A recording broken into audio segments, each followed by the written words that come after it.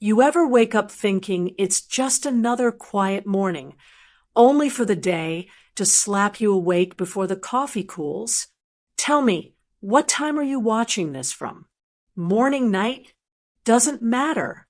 Just stay with me, because you're about to see how fast a heart can freeze.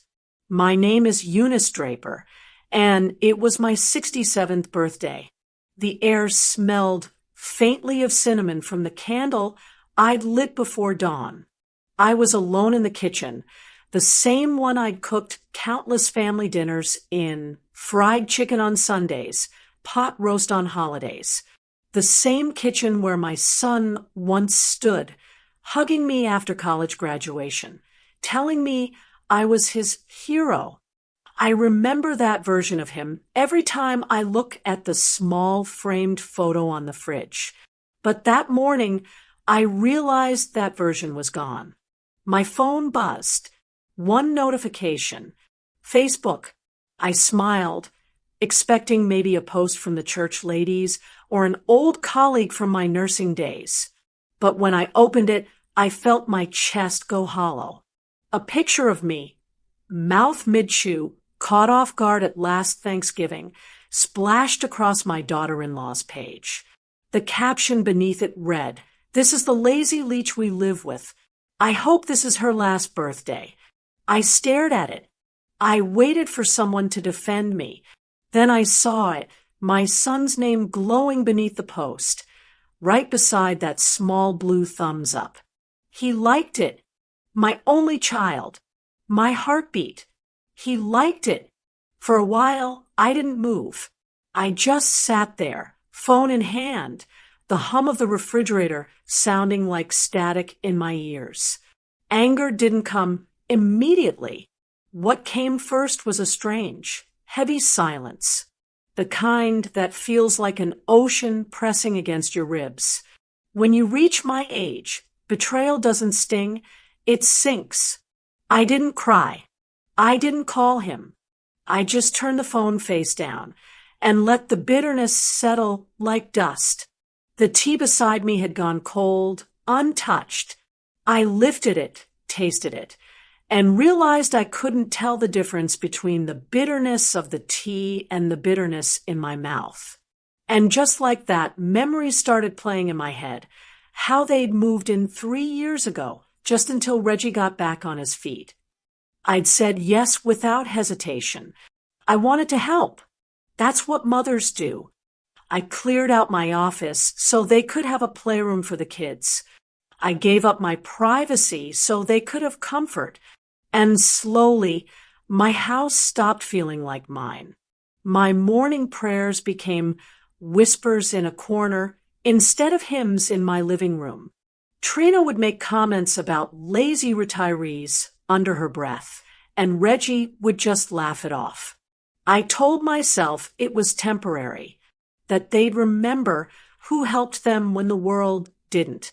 But that morning, I saw exactly how much gratitude they had left. My phone rang then.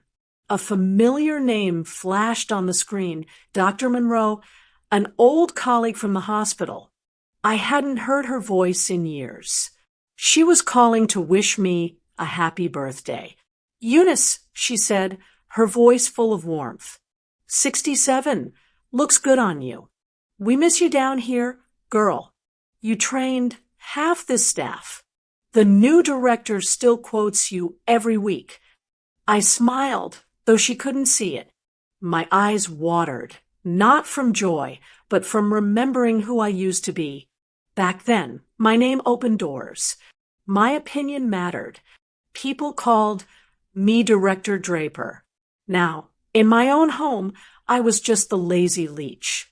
After we hung up, I sat back in my chair. My reflection in the microwave glass looked older than yesterday, but not weaker. I stared at that reflection for a long time before picking up my phone again, not to comment, not to argue, but to take a screenshot. I whispered one word under my breath. "Noted." Then I reached for my little black leather journal, the one I'd kept tucked behind the sugar jar for years. On the first blank page, in slow, deliberate strokes, I wrote the date. Then just one word beneath it, contingencies. And as I closed the book, I smiled, not the smile of a broken woman, but the kind that hides blueprints. Because if they wanted a lesson, they were about to learn it in full. There's a kind of silence that doesn't mean peace. It means you're watching people perform a play, and they don't realize you've already read the script. That was the air in my house that evening. Trina was in her element, parading through the kitchen in her sequined top, like she was hosting an awards banquet instead of my birthday dinner. The dining table glowed under the chandelier, too bright, too forced, crystal glasses polished to perfection, silverware set like we were entertaining royalty. Except the queen, they were mocking, was me. I sat at the far end, the spot she liked to call Grandma's seat, right beside the kids' high chairs. Reggie poured wine, with that hollow smile he'd perfected over the years, the one that looked polite but never reached his eyes. The smell of garlic butter floated through the air as Trina set down her signature dish, salmon with roasted potatoes. "I hope it's soft enough for you, Mom," she said sweetly. "Wouldn't want to tire those old teeth." The room chuckled, even Reggie. My jaw clenched, but my face didn't move. You learn composure in hospital corridors where chaos is routine. It becomes muscle memory. I just smiled and said, "It smells lovely, dear." My voice didn't even tremble. Across the table, the grandchildren passed me a folded card made from construction paper. It was covered in crayon scribbles, stick figures of us, a little red roof, and words written in uneven letters. "Thank you for our home." My heart caught on that line. I forced a smile and pulled the kids into a hug, the scent of their shampoo cutting through the bitter air. They didn't know what those words meant. Not yet. But one day they would. Trina poured herself another glass and clinked it against Reggie's. "To family," she said, smirking, "and to selflessness. It takes a certain kind of woman to live in another woman's house without paying rent." She laughed at her own joke. I joined her. Everyone else followed. Laughter is funny like that. It spreads, even when it's cruel. "Still," she continued, turning the knife just a little, "we're lucky to have her. I mean, not everyone gets to celebrate their last birthdays surrounded by loved ones." She raised her glass toward me. The kids laughed because she did. Reggie said nothing. That's when the doorbell rang. I excused myself to answer it, relieved to breathe air that wasn't thick with malice. Standing there was Mrs. Leary, our next-door neighbor, holding a covered dish. "Just a little something for your big day," she said warmly. "You must be proud, Eunice. You raised a fine son." My throat tightened. Proud. The word landed like a stone in my stomach. I forced a gentle smile and nodded. Yes, very proud. She didn't see the tremor in my hand when I took the casserole from her. Back inside, the dinner had shifted into small talk. Trina bragged about her new consulting project, something about managing home care workers. I listened closely. Her voice changed. When she said it, lower calculated. I noted it mentally like a nurse charting symptoms. It wasn't the first time she'd mentioned that business, but tonight I was finally listening for the truth beneath it. The rest of the evening blurred into hollow conversation. Reggie asked if I'd thought about moving in with people my own age. He said it softly, like a suggestion, but I could hear the agenda beneath. I smiled again. The same polite smile. The cake came next. Vanilla with pink frosting, the kind the kids loved. They sang the birthday song off key, and I clapped along, smiling until my cheeks ached. But inside, I was dissecting everything, their laughter, their tone, the way Reggie's arm lingered protectively around Trina when she blew out my candles instead of letting me do it. It was my birthday, but I wasn't the guest of honor. I was the prop that made their scene look wholesome. The morning after that dinner, the house smelled like last night's garlic and something else, disrespect, left out overnight. The laughter from the night before still echoed faintly in my mind. I sat by the window again, tea steaming, staring at the yard I once planted roses in. The petals had long withered, the soil dry. That garden used to mean peace. Now, it was just another thing I'd tended for people who didn't care if it bloomed. By 8 o'clock, I'd made up my mind. I picked up the phone and dialed a number I hadn't used in almost 3 years. It rang twice before that calm, familiar voice answered. Martin Heller. He said, professional as ever. Martin, I replied, my voice steady. It's Eunice. There was a pause, the kind that carries surprise and history. Eunice Draper. It's been a while. How's retirement treating you?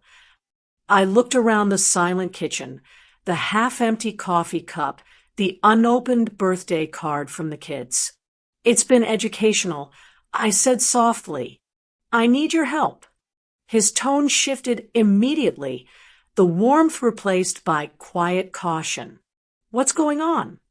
I need to reinstate the Draper Trust, I said, and I want you to cancel the transfer we drafted 3 years ago for Reggie's property rights.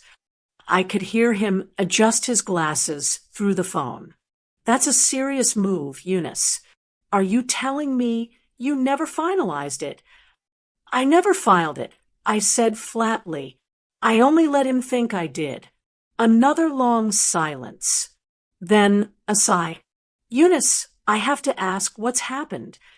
I turned toward the window again, watching Trina load groceries into her car. She was laughing on the phone, her tone sharp and full of mock sweetness. Let's just say, I murmured, I finally learned what family means when the well runs dry. Martin was quiet. Then, you understand this will start a process. Once I file the rescission, they'll receive official notice. They could contest it, maybe even take it to court. I know, I said. Let them. Truth is easier to defend than entitlement. He hesitated again, his voice softening. You were always the most level-headed client I had, Eunice. So, if this is revenge talking, it's not revenge, I interrupted calmly. It's correction. The legacy correction you. And I discussed years ago, remember?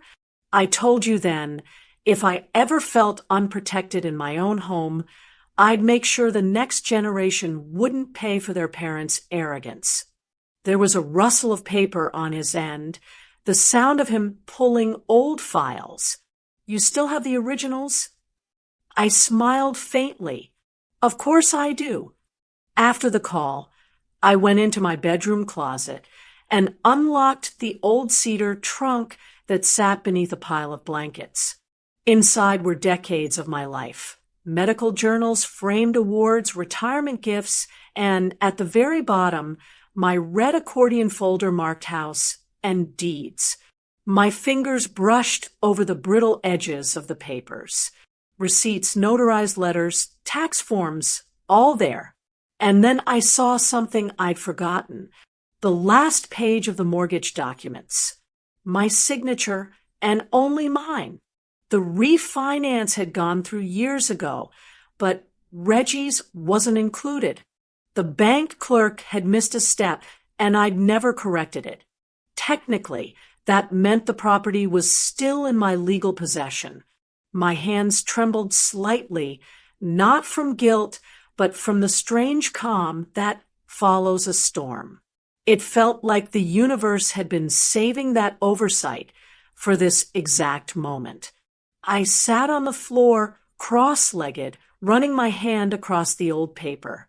I remembered the day Reggie had come to me, desperate, after losing his job. "Just for a while, Mom," he'd said. "We'll pay rent once we're steady." I'd smiled, hugged him, and told him not to worry. But somewhere deep down, I'd felt a shift that day. The quiet dread of a mother realizing she was being needed for convenience, not love. A floorboard creaked above me, Trina moving around upstairs. I closed the trunk slowly and pushed it back into place. That afternoon, Martin called back. His voice was lower now, firm but uneasy. "I've drafted the papers. You'll need to sign in person. Once filed, this becomes official record. They'll be served within 72 hours. "Good," I said. "Eunice," he added quietly, "I have to say this. Once we do this, there's no turning back. This won't just bruise feelings. It'll change everything. They'll see you as the enemy." I took a slow sip of tea, eyes fixed on the sunlight spilling across the rug like a golden wound. "Perfect," I said, and then I hung up. Outside, I could hear the children laughing faintly through the window, their voices soft and pure. I smiled to myself, not out of joy, but determination. Because if you've ever been mocked in your own home, you know there's a peace that only comes when you stop asking to be respected and start demanding to be remembered. That was the morning I stopped being their burden and became their reckoning.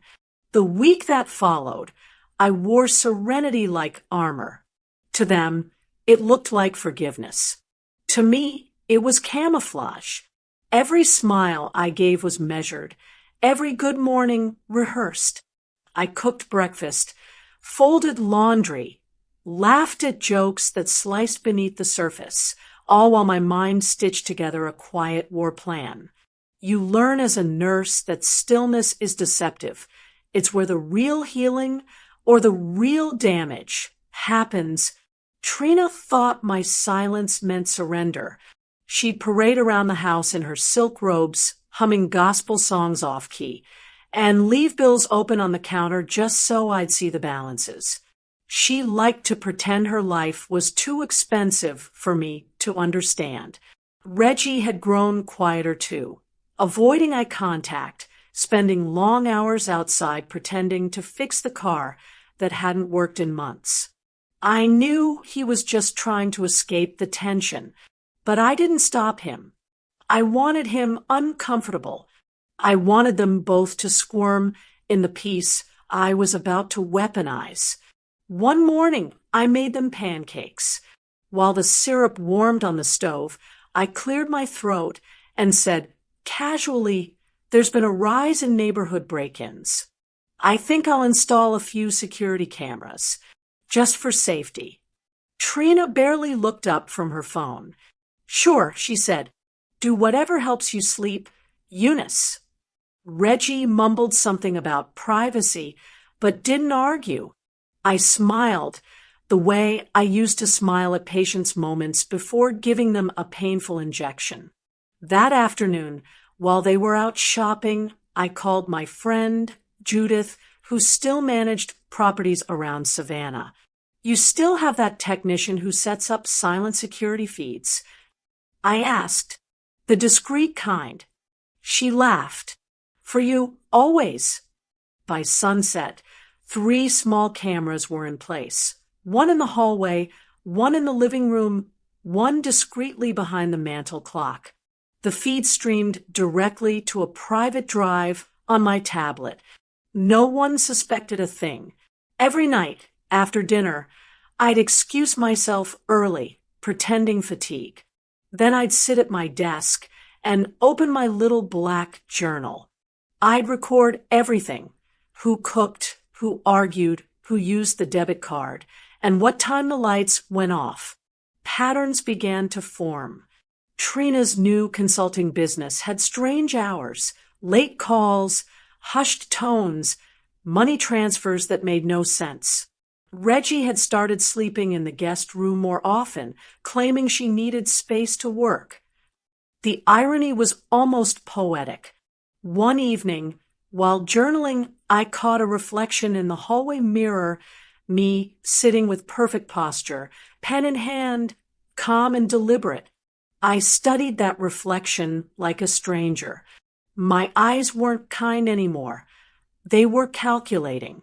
There was something beautiful about that realization. I wasn't the victim in that house anymore. I was the quiet storm they didn't see gathering. By the 5th day, even the children had sensed the shift.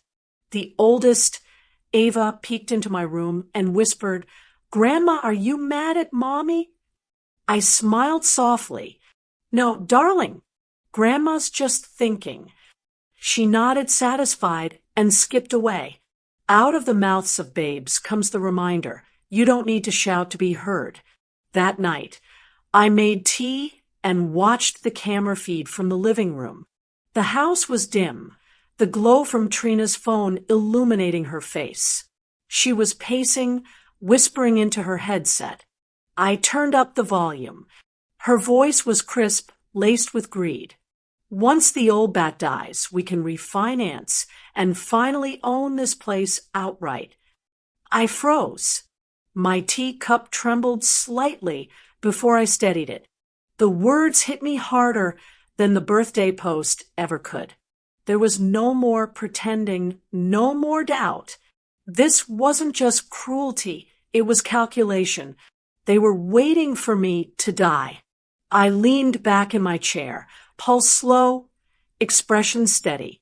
Nurses learn to control breathing in emergencies. I'd spent years practicing it. I replayed the clip twice, memorizing her tone, her exact phrasing, every word like a signature carved in malice.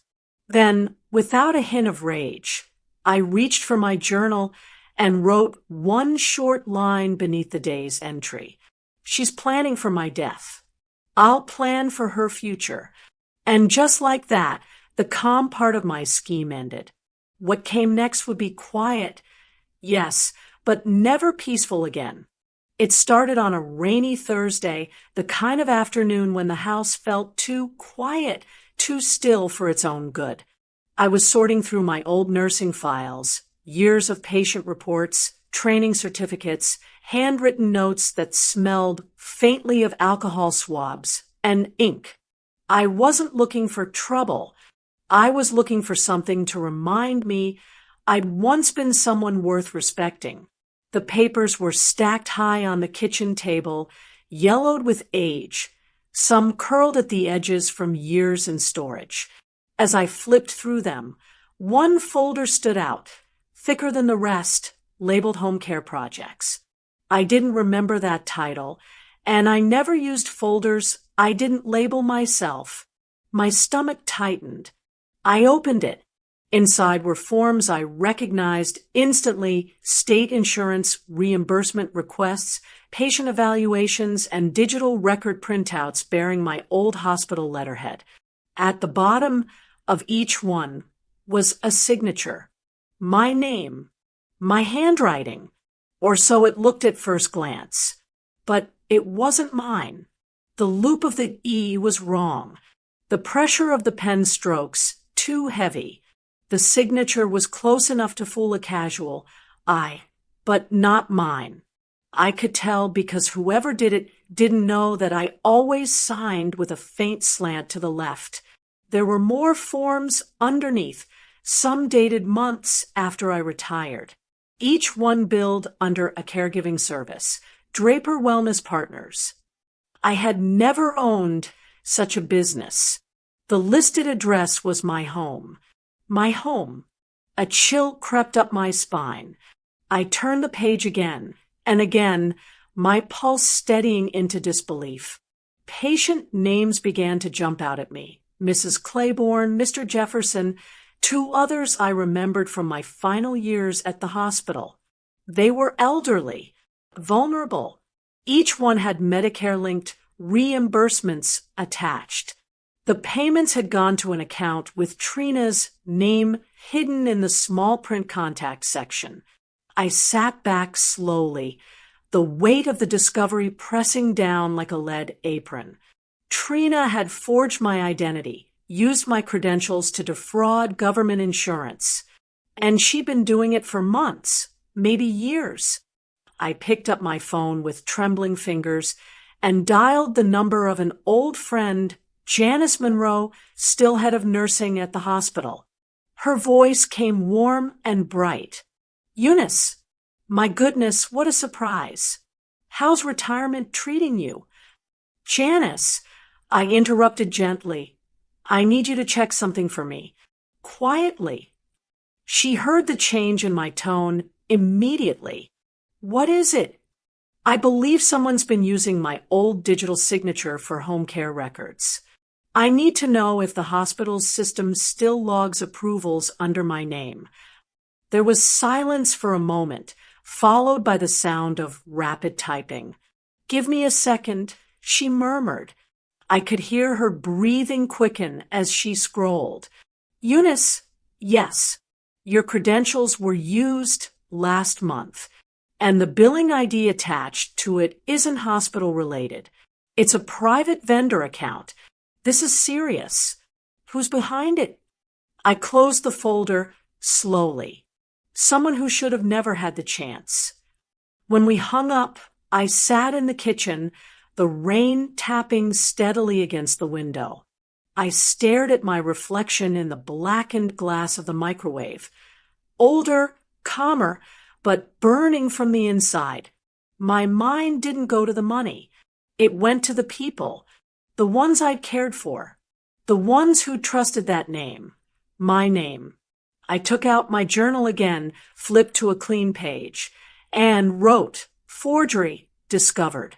Insurance fraud confirmed." Her greed now crosses into my world. That night, I stayed awake until past midnight reviewing every document, every date, every false report. My nursing training kicked in, attention to detail, controlled breathing, precision in chaos. I highlighted matching patient IDs, circled payment trails, and noted all the digital access points. When I was done, my table looked like a crime scene, lines, markings, arrows, and sticky notes linking lies to lies. The next morning, as the sun spilled through the blinds, I whispered to myself, "You used my name to rob the helpless.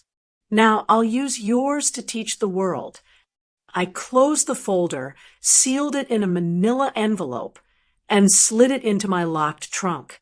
By then, I wasn't angry anymore. I was methodical. Revenge wasn't about rage. It was about restoring order. And for the first time in months, I felt alive again. There's something about revenge that feels cleaner when it's wrapped in kindness. People expect anger. They never expect generosity. That's why I chose a gift basket. It sounded harmless, even polite. But this one would carry the weight of a reckoning. The morning began quietly. Trina was out shopping for her clients, and Reggie was upstairs fixing a leaking faucet that never leaked until he needed to look busy. I stood at the counter arranging the tea bags into neat rows, pretending to mind my business. My phone buzzed. A message from Judith, my old student turned property manager. "All set for today. Come by at 3, I replied. "And bring the package." The package was what Judith called the courtesy eviction, a formal 30-day notice camouflaged with lace ribbons, chocolates, and a candle. When she arrived, she looked half nervous, half thrilled. "You sure you want to do this yourself?" she whispered. I smiled faintly. "I'm too old to deliver shop." She set the basket on the counter. It was beautiful, too beautiful, almost poetic in its deception. The candle nestled at the top was ivory white, embossed in gold letters. Home is temporary. Judith caught my eye and grinned. Little poetic justice. I chuckled softly. I taught you well. By 3:30, Trina's SUV pulled up. Through the hidden camera feed on my tablet, I watched her march through the door, purse swinging like a weapon. Judith stood in the foyer, polite smile fixed, explaining she was there to drop off a special delivery from Mrs. Draper. Trina squinted. Who are you again? Property management. Judith said pleasantly, just updating paperwork on behalf of the homeowner. Trina's expression twitched. Homeowner? You mean me? Judith kept her composure. Actually, the deed still lists Mrs. Draper as the sole owner. This notice, she paused delicately, pulling out the document from the basket, confirms upcoming renovations that require vacancy for structural safety. Trina snatched the envelope, tore it open, and began reading aloud, her voice rising. 30 days to vacate the premises, temporary repossession for maintenance, further communication through legal counsel. Her laughter was sharp and ugly. She's gone senile. This isn't even legal. Reggie emerged from the hallway, wiping his hands on a towel. What's going on? Your mother's lost it. That's what. Trina barked, waving the notice. She's kicking us out. Judith remained unbothered, collecting her clipboard. You can take it up with the attorney listed below. Good afternoon. She exited gracefully, leaving chaos in her wake. I watched it all unfold on the screen. Reggie's confusion, Trina's fury, the way she slammed drawers and threw the basket across the counter, spilling chocolates onto the floor like marbles of misplaced civility. She grabbed her phone and dialed frantically. I'm calling her. I swear, I muted the feed, leaned back, and opened my journal. The scent of chamomile filled the room. I wrote in steady handwriting. Phase 1, shock. Trina's voice still carried faintly through the walls, muffled rage echoing through the house. She's gone senile, she screamed again, her tone frantic, her pride cracking. Reggie's voice came softer, defeated. Maybe she's serious, Trina. Maybe it's really her house. She spun on him, disbelief turning venomous. You said she transferred it. You promised. Through the grainy camera feed, I saw him slump into a chair, hands covering his face. I thought she did, he muttered. I turned off the tablet. My reflection in the dark screen smiled back, calm, deliberate, satisfied. Later that evening, as the sun bled orange over the horizon, I set the candle Judith left behind on the table and lit it. The flame flickered gently, its scent a blend of cedarwood and lemon, rising in thin, sweet curls. I whispered the words etched on its side. Home is temporary. In that quiet glow, I thought about how often people mistake mercy for weakness.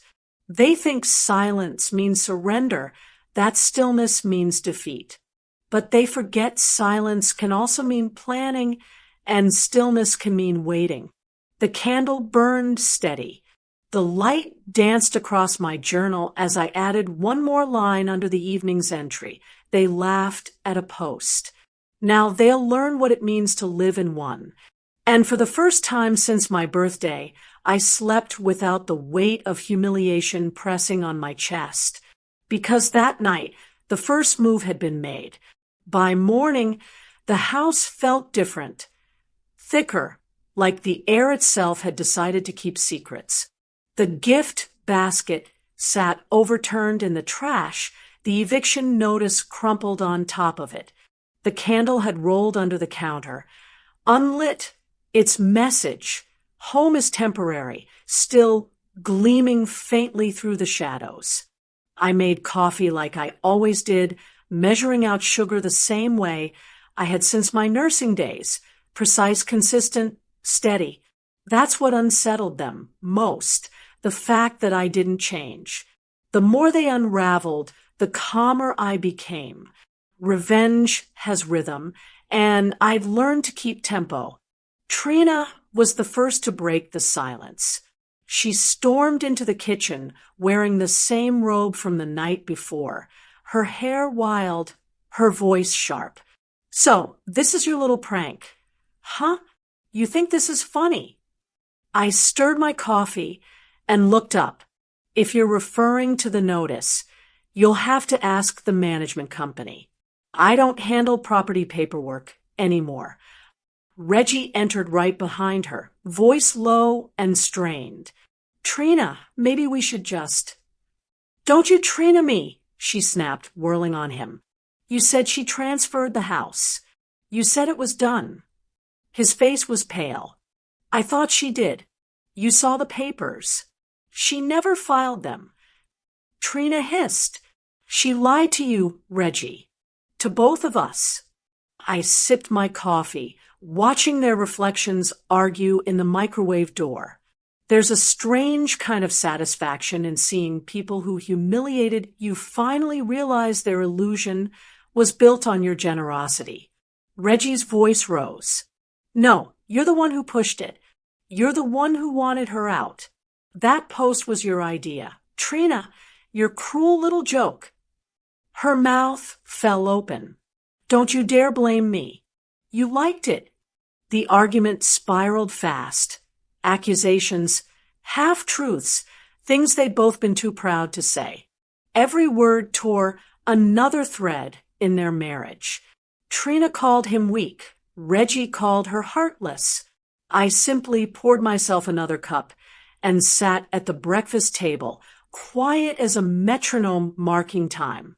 Upstairs, I heard the faint thump of small feet. A moment later, Ava, my oldest grandchild, padded into the room in her pajamas, rubbing her eyes. She looked from her parents to me, confusion clouding her face.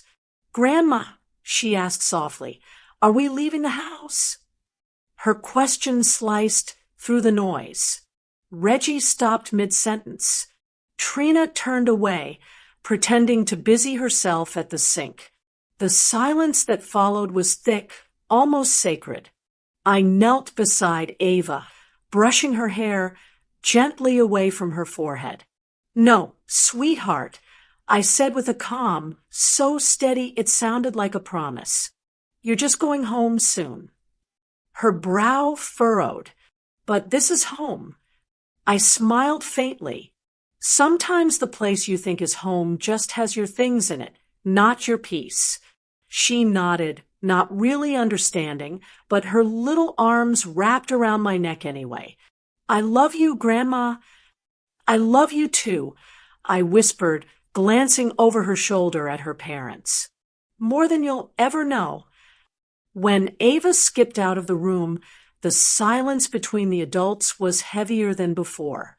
Reggie's shoulders slumped, guilt carving lines into his face. He looked at me, his voice trembling slightly. "Mom, what are you doing?"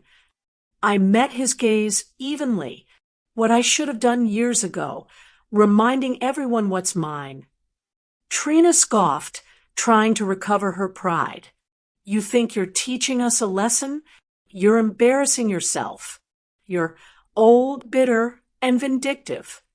"Enough," Reggie snapped. His tone startled even her. "Not another word." She froze, eyes narrowing. For the first time, I saw it, a flicker of fear in her expression. Not of me, but of the possibility that Reggie might finally see through her. The cracks in their marriage weren't hairline anymore. They were gaping fractures. Later, when they'd both gone upstairs, their voices drifted faintly through the ceiling. It wasn't the laughter of a happy couple anymore. It was the brittle sound of people breaking in private.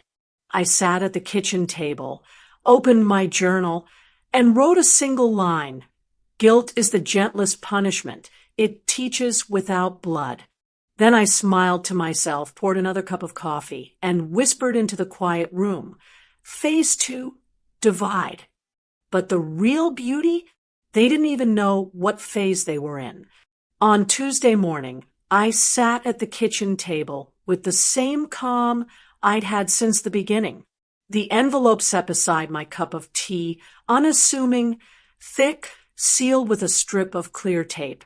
Inside were copies of every forged document, insurance billing statement, and certification tied to Draper Wellness Partners. I had spent nights organizing them into perfect sequence, stapled and labeled neatly, years of careful nursing discipline turned into evidence. The sender line was blank. The return address, a random post office box 2 towns away. I'd written one line on the top page in tidy block letters. To the district attorney's office, Financial Crimes Division. For your attention. It wasn't vindictive. It was surgical. By noon, the envelope was in the mail. I dropped it off myself, smiled at the postal clerk, and walked out into the humid Savannah air feeling lighter than I had in months. That evening, Martin called. His tone was cautious, professional, but laced with curiosity. Eunice, did you send something to the DA's office? I smiled faintly, watching the light fade across the street. Why do you ask? Because I just received notice they've issued subpoenas for Draper Wellness Partners. Someone tipped them off, and it looks like your daughter-in-law's company is under review for elder fraud. And here's the thing, they've also pulled the property records on your address. Perfect timing, I said softly. Martin hesitated. They're moving fast, Eunice. You may want to prepare for fallout. The DA's investigator is young, eager. He's reopening old cases connected to forged signatures and medical billing scams. That's not fallout, Martin. I said, that's alignment. He sighed. You always did play long games. When we hung up, I made dinner for the grandchildren, mac and cheese, their favorite. The sound of their laughter in the living room was a strange comfort, a reminder of why this mattered. I wasn't just defending my name. I was protecting what came after it. The next afternoon, it began. Through the window, I saw 2 unmarked sedans pull up to the curb. Their engines idled quietly before the doors opened, and 3 men stepped out, 2 in plain suits, one carrying a folder. The neighbors, ever curious, peeked through curtains and half-open blinds. Trina was in the yard, arguing with a delivery man about a missing package. When the detectives approached her, she turned, startled. Mrs. Dawson, the lead investigator asked, showing his badge. It's Trina Draper. Actually, she corrected, straightening her posture. He flipped open a folder. We're conducting an inquiry regarding a home care business registered under your name. We'd like to ask a few questions about some insurance filings. Her face drained of color. Excuse me? Reggie, hearing the commotion, came running down the porch steps. Officers, is there a problem? Just routine. One of them said smoothly, though his eyes were sharp. We've received reports of forged medical documents tied to patient reimbursements under your household address. I watched through the lace curtains as Trina stammered, insisting there must be a mistake, her voice growing shriller by the second. The neighbors had stepped onto their lawns now, Mrs. Leary pretending to water her plants, Mr. Hawkins pretending to sweep his driveway. Trina's hands trembled as she waved at the officers. You can't question me like this. My husband's mother, she's the one who... One of the detectives cut her off politely. Ma'am, We'll continue this downtown. Please bring any relevant business documentation with you. Reggie's voice cracked. Wait, she hasn't done anything wrong. The younger detective turned to him. Then you'll have no trouble helping her clarify the financial statements, sir. As they escorted her toward the car, Trina's eyes darted toward the house, toward my window. I stepped back just far enough so the curtain shadow swallowed me whole, but not so far that she couldn't feel me watching. She shouted one last time. She did this. The old witch did this. The street fell silent. The only sound was the slow closing of the car door. The sedan pulled away, tires crunching on gravel, carrying her panic into the afternoon. Inside, I walked to the kitchen, opened my journal, and flipped to a fresh page. I wrote, in clear, deliberate script, Phase 3, exposure. Then I underlined it once. Outside, the neighbors were whispering. Mrs. Leary's voice drifted faintly through the open window. I always thought that woman was too loud for her own good. I closed my journal, smiled, and whispered to myself, justice doesn't always knock. Sometimes it mails itself. The next few days were a theater of noise around me, shouting, slammed doors, and phone calls made with voices that cracked from desperation. But inside my chest, there was only silence. Not the kind that comes from emptiness, but the kind you earn when you've been waiting long enough to watch people choke on their own chaos. Trina came home the day after the questioning, dragging her anger behind her like a wounded animal. She didn't even look at me when she stormed in, though the smell of her perfume hit first. Too sharp, too loud, too desperate. She dropped her bag on the counter, nearly knocking over the sugar jar. The children, sensing something ugly, stayed upstairs. Was it you? She asked, voice trembling. I didn't look up from the newspaper. Was what me? Don't you play innocent with me, she snapped, stepping closer. You sent those papers, didn't you? The investigators said the reports had your name all over them. You think I don't know what you did? I turned the page of the newspaper slowly. You used my name first. Her laugh was wild. You're insane. You've always been jealous of me, jealous because your son chose me. I folded the paper neatly and set it down. T, that single word sliced through her shouting. She blinked, unsure whether I'd heard a thing she said. I walked past her, filled the kettle, and let the hiss of the boiling water fill the silence she couldn't control. The sound made her fidget. Rage needs an audience. I'd stopped giving her one. You've ruined us, she screamed. You don't know who you're dealing with. We'll fight this, and when we win, you'll be the one out on the street. Maybe, I said softly, pouring hot water into 2 cups. But at least I'll be out there with peace.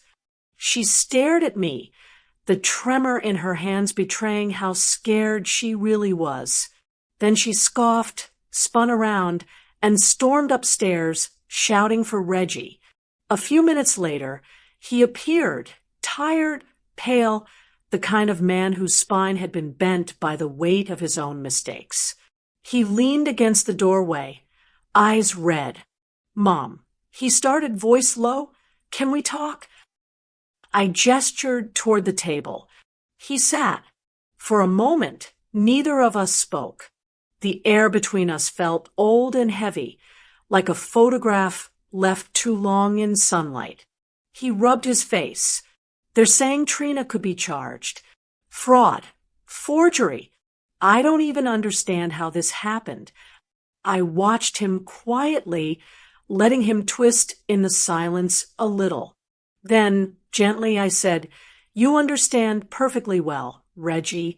You just don't like the reflection. His jaw tightened. Mom, please. You have to fix this. Talk to someone. You still have connections. you could tell them it was all a misunderstanding. I tilted my head, studying him. A misunderstanding? You mean the post, the forged documents, the way you liked it when your wife called me a leech? He looked down at his hands. I didn't think. No, I interrupted. You didn't. He swallowed hard, guilt rising like a tide. Please, Mom, just help us. For the kids. I took a slow sip of tea before answering. You wanted independence. Reggie. You have it now, free fall and all. He looked at me then, truly looked, and for a fleeting second, I saw my son again, the boy who used to beg me to stay up late for bedtime stories. But the man sitting in front of me was a stranger molded by arrogance and convenience. He stood abruptly, knocking the chair against the tile. I can't believe you do this to your own family. I smiled faintly. You stopped being family the day you decided I was a burden. He shook his head and walked out. The front door slammed a few seconds later, followed by the roar of his car engine fading down the street. I sat alone at the table, the tea cooling in my cup. The sunlight had started to dim, casting long shadows across the kitchen floor. I picked up my pen and opened my journal to the next clean page. Phase 4, silence. I wrote it slowly, underlining the word twice. Then I listened to the empty rooms, to the faint creak of the house settling, to the echo of their chaos dissolving into my peace. For the first time in years, I felt the quiet belonging to me again. The day after Reggie stormed out, I opened the windows wide, letting sunlight flood every corner of the house. It was time to replace the air of accusation with something cleaner, something brighter. My journal lay open beside my coffee, a single line at the top of the page. Phase 5, public redemption. That afternoon, I dialed a number I hadn't used since before retirement. Noah Greer, the producer who once filmed a segment on compassionate aging at the hospital. He'd called me TV Gold back then, said my poise could make any story feel alive. He answered on the second ring. Director Draper, he said, his voice instantly warm. My favorite queen of calm. What a surprise. I smiled faintly. You still producing those human interest shows? Second Chance Estates, he replied proudly. We're turning neglected homes into redemptive stories. You'd love it. Half therapy, half renovation. That's exactly why I'm calling. He paused. Go on. I have a story for you. My house. My family. The kind of story people don't forget. Betrayal, forgiveness, and a reclamation of dignity. The silence on the other end stretched. Eunice, are you saying what I think you're saying? Yes, Noah. I'm offering you an episode. On one condition, I narrate it. He exhaled sharply, half in disbelief, half in excitement. That's bold. But you've always been bold. What's the hook? The house they called a burden will become my gift to the next generation. I said, simply, I'm selling it to fund a scholarship for nurses who care for the elderly. It's a story of rebuilding, not for profit, but for peace.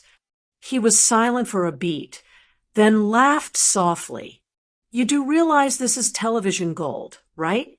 But his voice dropped, serious now. What about your family?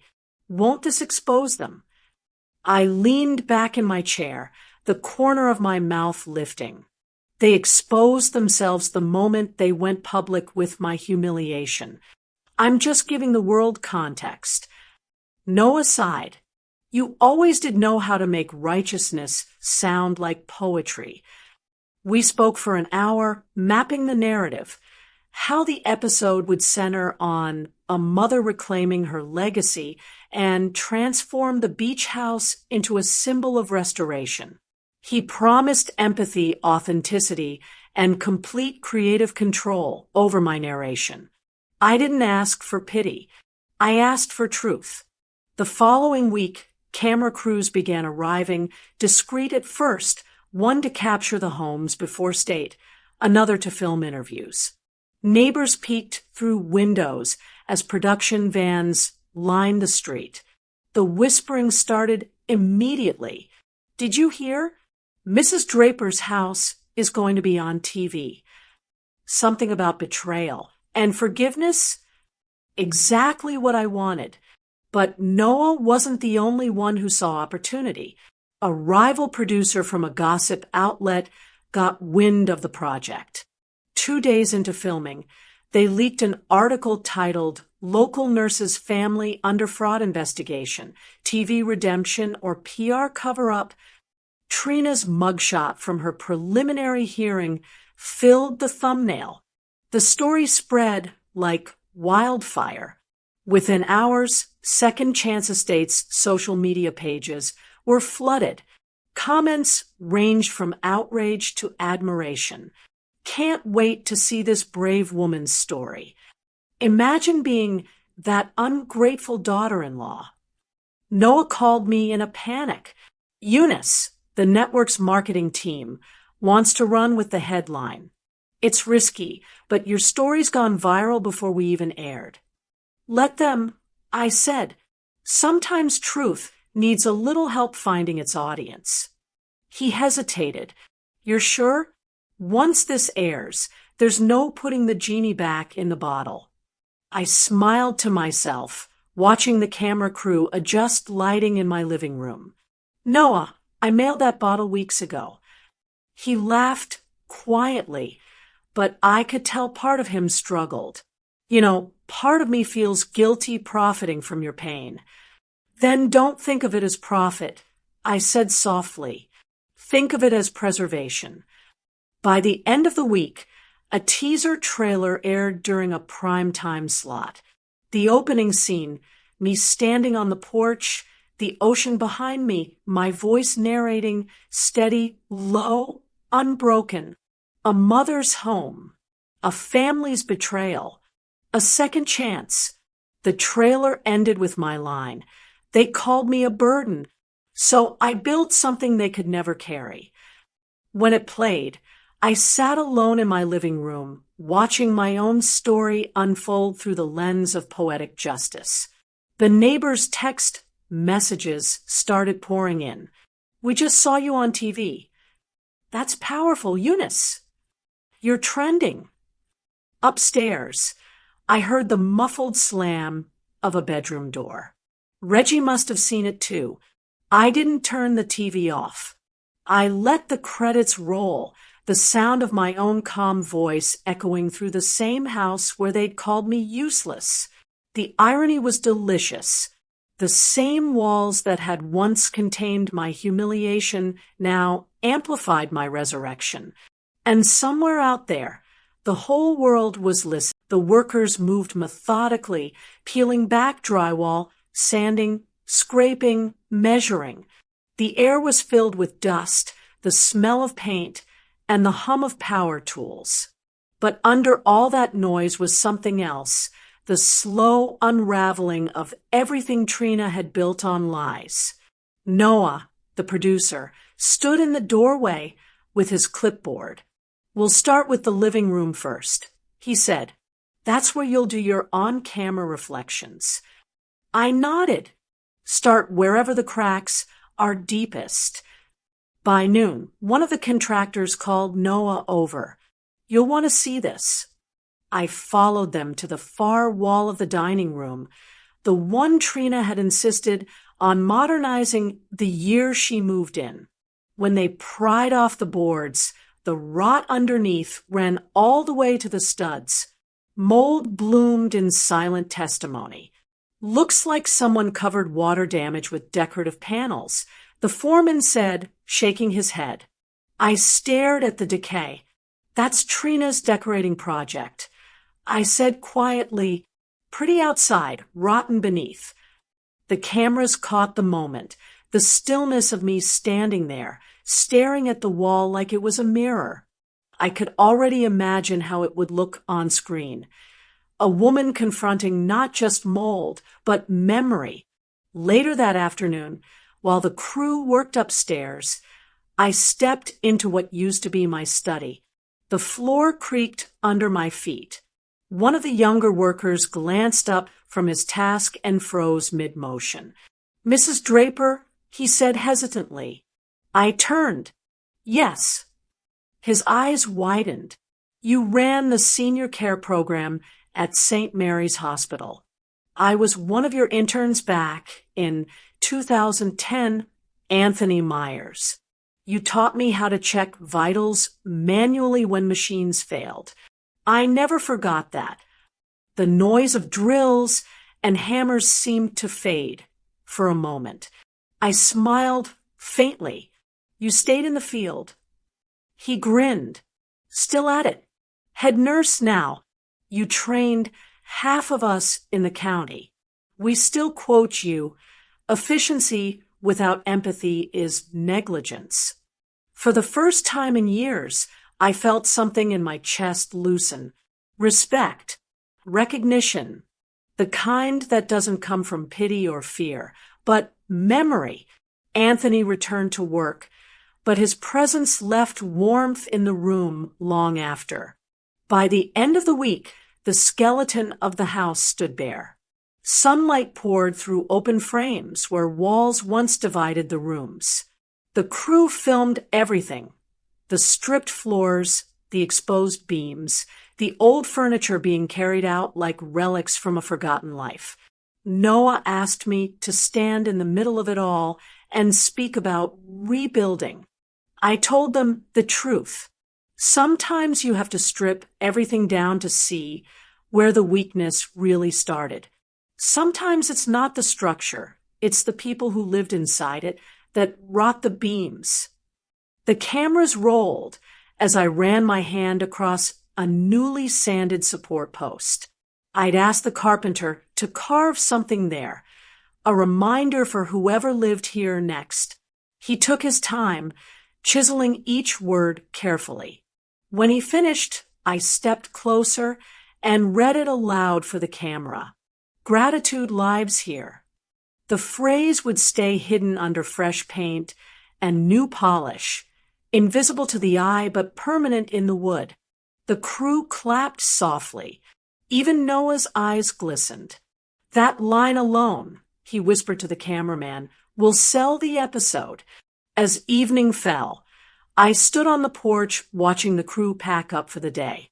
Across the street, Mrs. Leary waved shyly, pretending to tend her roses. The neighborhood had changed its tune. Where they once whispered pity, now they murmured admiration. Inside, the air smelled of sawdust and citrus cleaner. I walked through the hollow hallways, touching the new beams, feeling the pulse of renewal. The same space that once echoed with contempt now hummed with purpose. I paused in the living room, where the cameras had caught me earlier beside the rotted wall. The light from the window bathed everything gold. I whispered into the stillness, "This house was never broken. It was waiting to heal." It aired on a Sunday night, right after the evening news. The network had chosen the time slot carefully. Prime viewership, maximum exposure. I didn't tell anyone it was coming. Not Reggie, not the neighbors, not even Martin. Some moments in life are too delicate for warning. They're meant to arrive like a storm that clears the air. The opening shot was cinematic. My house bathed in soft light, ocean waves crashing in the distance. My voice layered over it. They called me a burden, but burdens only weigh down those too weak to carry gratitude. I'd written that line myself, though Noah had begged to trim it. He said it sounded too sharp. I told him to leave it in. Sharp was the point.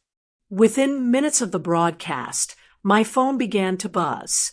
Calls, messages, Notifications from people I hadn't heard from in years. Former nurses, old church friends, even patients, all saying the same thing. We saw you.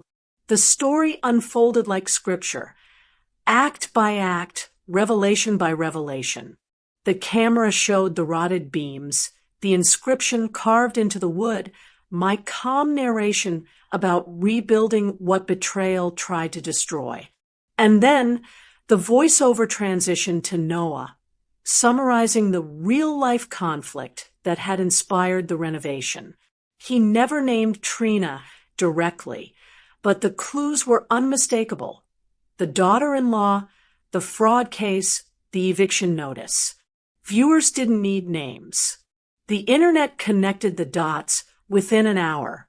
By midnight, social media had birthed a movement. The hashtag Lazy Leech Lessons trended nationwide. Thousands of people, mothers, grandmothers, even grown children who'd wronged their parents, posted their own reflections. Eunice Draper reminded me that dignity isn't disposable. If your parents raised you, they don't owe you your comfort. The comments under the show's YouTube upload told the rest of the story. This woman is legendary. She didn't clap back. She built back. Someone check on the daughter-in-law. Someone did. By the following morning, local reporters had dug up the county court records. The fraud investigation tied to Draper Wellness Partners was public knowledge now. And thanks to one ambitious journalist from the Savannah Tribune, the connection between that company and the televised home was headline material. Nurse turned reality star linked to ongoing family fraud probe. The article went viral before lunch. By noon, the internet had done what it does best. It found Trina. Her mugshot appeared side by side with a screenshot of her infamous birthday post. This is the lazy leech we live with. I hope this is her last birthday. The juxtaposition was poetic cruelty. Her smirk against her arrest photo, her words haunting her like a mirror she couldn't look away from. Comment sections turned into digital courtrooms. God doesn't miss. Karma spelled out in HD. She gave the post a like. The world gave her a lesson. Even the morning talk shows picked it up. One host called it the most satisfying case of televised redemption this decade. Another read excerpts from my interview on air, saying, "Some people call it revenge. I call it reclamation." I didn't respond publicly. I didn't need to. My silence had more power than any statement could. From my porch, I watched delivery vans pass slowly, people craning their necks to see the famous house. Neighbors who once pitted me now waved with respect. A teenage girl from down my name, not as an accusation, not as a burden, but as a symbol. For 40 years, that name had been something I gave away. Now, it belonged entirely to me again. Later that night, I scrolled briefly through the trending posts. One in particular made me stop. It was a split image, the carved beam that read, "Gratitude lives here," beside Trina's mugshot. The caption read, "And greed lives there." I didn't share it. I didn't comment. I simply smiled, locked my phone, and whispered into the quiet, "I told you the house would teach them something." Then I picked up my journal and wrote 2 words under the day's date, Phase 6, Echo. Because once a story leaves your lips, it stops being a secret. It becomes sound, and the world had just learned how to listen. It's strange how quickly shame travels. It moves faster than truth, faster than healing. By the time Monday rolled around, Reggie's world had started crumbling in real time. The morning news was still looping Trina's mugshot beside my voiceover clip. Every time the anchor said, her son's family. I knew it carved a little deeper into his pride. He taught social studies at a nearby high school. Ironic, given how little he'd learned about ethics. That morning, while he tried to walk through the faculty parking lot unnoticed, two colleagues whispered behind him, pretending to look at their phones. One of them muttered, "That's the one from the show." By lunch, the principal called him in. The conversation didn't last long. Something about reputation, public image, and parent concerns. He left the building with his badge turned in and his head down, the Georgia heat pressing against his guilt like punishment. I didn't know any of this firsthand. I didn't need to. I heard it from Mrs. Leary before the afternoon ended. He was seen packing boxes from his classroom. She said, eyes wide as though she'd just watched judgment fall from heaven. He looked lost. I thanked her, closed the door gently, and returned to my tea. Lost was a fair place to start. That evening, my phone rang. His name flashed across the screen. I let it buzz until it stopped. It rang again and again. Then a text came through. "Mom, please, I need your help. We can't keep the house. The bills, the lawyers, it's too much. I know we've hurt you, but the kids, they don't deserve this. Please call me." I stared at the message for a long time. The irony wasn't lost on me. For years, I'd been the emergency call, the rescue line, the backup plan. Now, after all his lectures about independence and space, my silence must have felt like abandonment. But it wasn't abandonment, it was reflection. He was finally sitting in the quiet I'd lived in for years. I didn't reply immediately. Instead, I went to my desk drawer, pulled out an envelope I'd prepared weeks earlier, and tucked inside 2 certificates. The first awards from the Draper Dignity Fund, printed in gold ink and bearing the names of his children, Ava and Miles Draper. The scholarships were for future medical studies, full tuition coverage through the trust he'd once tried to claim for himself. I sealed the envelope and wrote his name neatly across the front, Reggie Draper. No note, no explanation, just the evidence that while he'd been chasing validation, I'd been building legacy. The next day, the envelope arrived by courier. I knew the exact moment he opened it because he called again. This time, he didn't hang up. "Mom," he whispered, his voice trembling. You made them the beneficiaries." "Yes," I said simply. He let out a shaky laugh, one of those hollow ones people make when they realize the ground beneath them has given way. I thought I'd lost everything." "You haven't," I said softly. "You just lost the illusion that everything belonged to you." "I was proud," he said. "Too proud to admit I needed you." "Pride's an expensive habit." I replied. "It's taken from better men than you." There was a pause, a long one filled with the sound of someone breaking, not loudly, but quietly enough that you could almost respect the silence between the sobs. "They're named after the kids," he said, finally, voice cracking. "The scholarships, they're named after my kids." "That's right," I answered, "so they'll always remember who carried their name with grace when their parents couldn't." He didn't speak for a while after that. When he did, his tone was softer, almost childlike. "Mom, can I come home?" I looked out at the freshly painted house, the one that no longer belonged to us, and shook my head even though he couldn't see it. "You already are," I said, "just not in the way you expected." He didn't understand then that I wasn't talking about a roof. I was talking about roots, about dignity, about learning the difference between living in a house and being worthy of one. When the call ended, I sat for a while, the dusk settling outside, the sky burning gold over the porch. Then I opened my journal and wrote, Phase 7, the fall. Reggie has learned gravity. In the distance, I imagined him holding those certificates, realizing that the inheritance he'd wanted was never money, it was meaning, and it had skipped him entirely, landing gently on the children who still had time to learn what he never did. The day of the scholarship launch dawned clear and golden, as if even the sky understood that peace had finally arrived.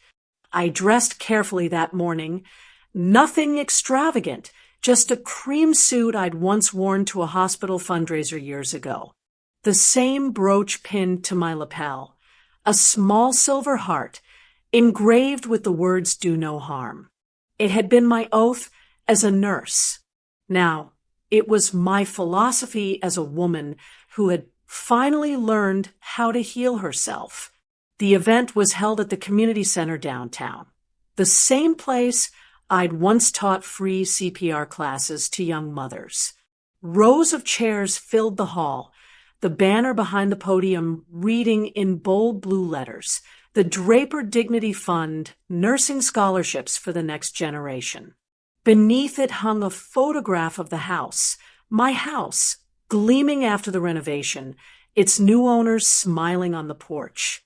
I'd sold it to them at a fraction of its value, not because I needed the money, but because I wanted its story to belong to someone who still believed in building, not taking.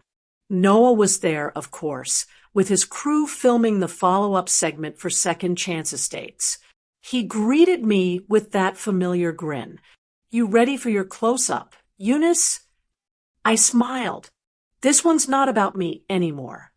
The room filled quickly. Students in scrubs, retired nurses, local officials, and neighbors who had once whispered about my supposed senility. I even spotted Mrs. Leary sitting in the back row, her hand pressed proudly over her heart. The murmur of anticipation felt like a heartbeat, steady and alive. When the MC introduced me, I walked up to the podium slowly, taking in every face, every glint of light bouncing off the new scholarship certificates laid neatly in stacks.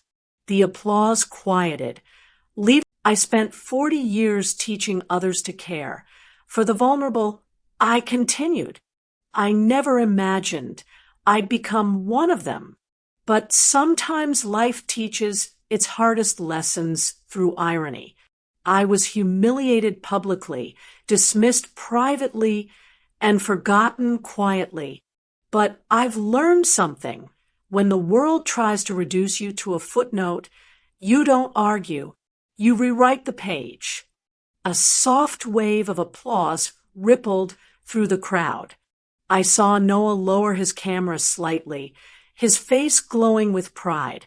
Then, as planned, the young couple who had bought my house came forward to present the first scholarship certificates.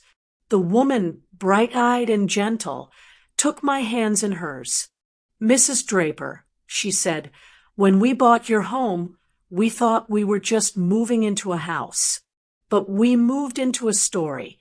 You restored our faith in family." Her words caught in my throat. I smiled and whispered, "Then it was worth every nail." When she stepped aside, I returned to the microphone for my closing words. I looked over the audience, the nurses, the neighbors, the journalists, even the camera crew, who had witnessed the whole arc of my rebirth. "People often ask if I regret losing my house," I said, pausing just long enough for the silence to gather. But I didn't lose a home. I found a cause. The applause that followed wasn't the wild kind.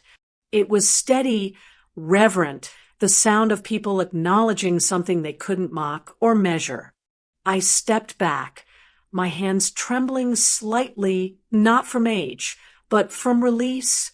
After the ceremony, the press crowded in for photos. The scholarship recipients smiled for the cameras, holding their certificates high. Somewhere in that room, I could feel the presence of every woman who'd ever been silenced in her own home and decided quietly to start speaking again. Outside, the sun was dipping low, the air warm with the scent of blooming magnolias. The young couple approached me one last time, the husband shaking my hand firmly. "We're naming the front porch after you," he said with a grin. "We're calling it Eunice's View." I laughed softly. That porch has seen everything. It deserves a new perspective. As I walked to my car, I looked back once at the banner fluttering in the breeze. My name, so long tied to burden and betrayal, now stood for something generative, something good. And for the first time in a long while, I felt weightless. Revenge hadn't given me peace. Creation had. I understood now that victory wasn't about taking back what was lost. It was about transforming loss into light.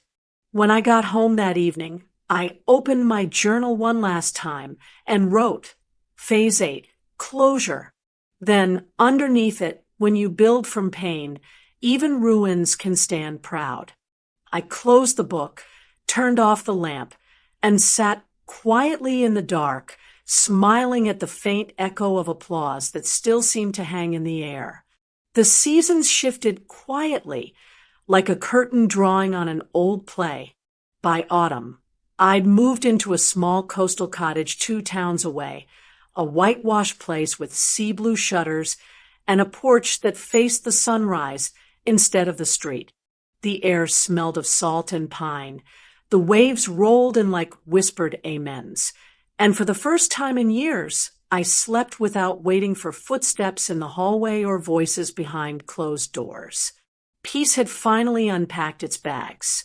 The scholarship had become more than a program. It had become a movement. The Draper Dignity Fund was now a beacon across the state, sponsoring dozens of nursing students and caregivers who'd once thought higher education was beyond their reach. Social media still carried traces of my story under the same banner that had started it all, #LazyLeechLessons. But it wasn't gossip anymore. It was gratitude. People used the hashtag to share stories of second chances, to honor parents, to rebuild bridges before bitterness sealed them shut. My humiliation had turned into hope for strangers, and that, ironically, felt divine. Every week, I received letters from students in the program. Some were handwritten, others typed. Each one told me about lives being rebuilt, ambitions rekindled, families mended. One girl wrote, "Your story taught me that dignity isn't inherited, it's earned." Another said, "I want to make you proud, Mrs. Draper. I'll make sure no elder ever feels disposable again." I pinned that one above my desk. It was on a quiet Thursday afternoon that Reggie came by. No fanfare, no warning, just the sound of tires crunching against gravel and a hesitant knock at the door. When I opened it, there he was, older somehow, the arrogance stripped away, replaced with something raw and real. He wasn't wearing a suit or carrying excuses. Just jeans, a wrinkled shirt, and 2 children clinging to his sides. "Mama," he said softly. The word trembled, almost shy, as if he'd borrowed it from the boy he used to be. I stepped aside, nodding for them to come in. The kids ran straight to the window, pointing at the sea. Reggie stayed by the door, hands shaking slightly. "I didn't come for money," he said quickly. "I came to say I'm sorry." I didn't speak. He filled the silence himself. "I watched your speech," he continued. "Twice. I see now, you didn't destroy us. You rebuilt what we broke. I just didn't recognize it." His voice cracked. "I should have protected you. From her. From myself." I poured him tea, setting it on the table between us. I never wanted your protection, I said calmly. Just your respect. He nodded, eyes glistening. The children giggled in the background, their laughter light and forgiving in a way only the young can manage. I want to do better, he said. For them. For you. Then start by teaching them gratitude. I said, that's the only inheritance worth leaving. He stayed for hours, telling me about his new job at a small community center, helping underprivileged students earn GEDs. The irony wasn't lost on either of us. A man, once blinded by pride, now teaching humility. For a living. When he left, he hugged me the way sons do when words fail. I watched them drive off down the coastal road, the sound of the engine fading into the wind. For the first time in a long while, the distance between us didn't feel like loss. It felt like peace. 2 weeks later, a letter arrived in handwriting I recognized instantly. Trina. The envelope was stamped with the seal of a correctional rehabilitation program. I held it for a moment before opening it. Inside was a page torn from a notebook, the edges smudged. Eunice, it read, I don't expect forgiveness, but I need you to know I've changed. Prison gives you time, too much of it, to think. I replay everything, every cruel word. Every moment I let greed speak louder than decency. You didn't just expose me. You freed me from the person I'd become. I'm sorry. I sat with that letter for a long while. Regret has a strange scent. Heavy, like paper that's been kept in a dark drawer too long. I didn't hate her anymore, but forgiveness wasn't something I owed. I folded the paper carefully and slipped it into an envelope with a small card inside. On the card, I wrote 5 words. May gratitude be your parole. I mailed it the next morning without a return address. That evening, I walked down to the beach. The tide was low. The sea doesn't keep what doesn't belong to it. It gives it back, softened, reshaped. That's how I felt, reshaped. My house, my title, my pain, they were all parts of a life that had served its purpose. What remained was legacy, and that was something they could never repossess. I turned to head back up the path, the sound of the waves fading behind me. For the first time, I realized I didn't feel older. I felt newer, like every bruise had turned into a root. At the door, I paused, looking back once more at the horizon, the wind teasing the edges of my shawl. Then I said it out loud, not to the ocean, not to the past, but to myself. I gave them a home. They called me a leech. I took it back and built something that would outlive their greed. That was my gift, and they'll never forget it. The wind carried it away, scattering my words across the water like a benediction. And with that, the circle was finally closed.